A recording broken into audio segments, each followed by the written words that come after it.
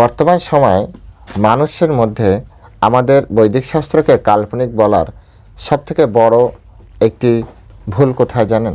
কেন কাল্পনিক বলছে? কারণ তারা তাদের নিজের দর্শন অ্যাঙ্গেল থেকে বিচার করছে। যেমন ধরুন, হনুমান এক লাফে সমুদ্রের ওপারে গিয়েছে, এটি কাল্পনিক বলে মনে হতে পারে, কারণ তার দর্শনে আজ অবধি এমন কোনো হনুমান নেই যে এক লাফে এতটা দূর যেতে পারে। এটা হচ্ছে তার দর্শনের ভ্রান্তি।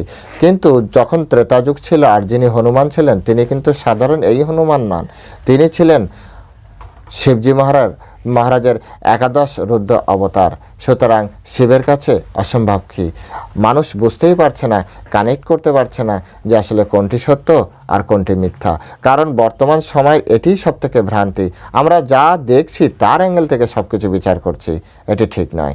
হরে কৃষ্ণ। জয় শিল প্রভুপাদ কি জয়।